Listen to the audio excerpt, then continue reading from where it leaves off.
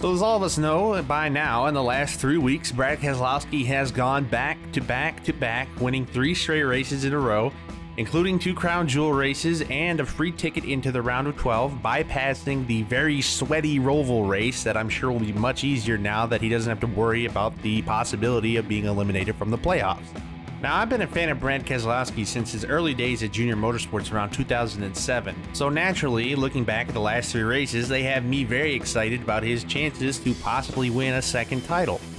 But looking a little bit closer at the races that he's won lately, I noticed the 3 wins reveal a bit of an interesting pattern. So let's take Darlington for example, the Southern 500, one of NASCAR's most historic and prestigious races of the year.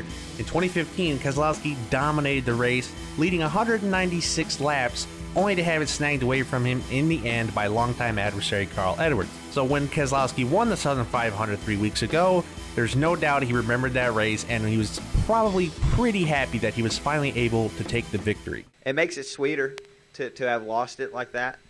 Just like the way I've been thinking about for the last few years, the one in 2015. That's how the sport rolls. That's how life rolls. And, you just got to keep pushing forward and make the most of the opportunities and know that the breaks will come your way just as they fell against you previously. So that's part of the perseverance I think it takes to be successful.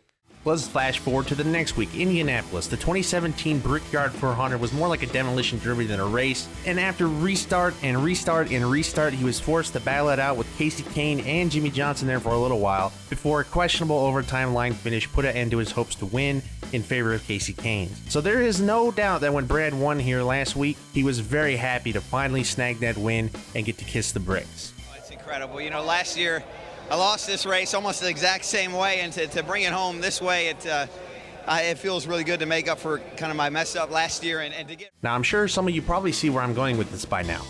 Let's keep moving to Las Vegas here. Of course, this is a track where Brad has had a fair amount of success here. He has 2 wins. He stole one away from Dale Jr. in 2014 and won a race here in 2016. And then, of course, in 2017, when they came to the track, he was leading with 2 laps to go, only to falter with a mechanical problem and fell back to 5th, letting Martin Truex Jr. snag the win right at the very end.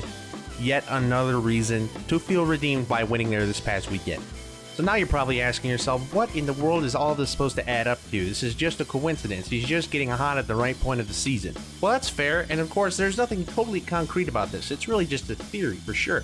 But I can't help but feel like Brad Keselowski's championship road is being paved in redemption. Getting hot like this late in the season and winning races he felt short of winning in the recent past may have lit a fire under him and the team. Now, with all of this momentum, are there any redeeming scenarios left this season that could lift Brad Keselowski to a second championship? I can think of at least one. Watch your corner there. Brad got a little free there. It looked like he couldn't quite commit to the power. I think Brad needs to go to the bottom right now. Jimmy Johnson's made the bottom work. I think you have to take that away from him. As soon as he went to the bottom, the 48 made an adjustment and went to the top. Now Jimmy's going to look to try to roll this momentum right here. This is his chance. This is the closest he's been on the exit of 2. Going to close to you, coming to you inside. Has the preferred line now to the bottom of the track. Can he complete the pass? He does. Jimmy Johnson in front of Texas. Jimmy Johnson will lead 6 laps, but the most important one as he comes out of turn 4. Johnson wins at Texas again. Yeah, boys, we're back.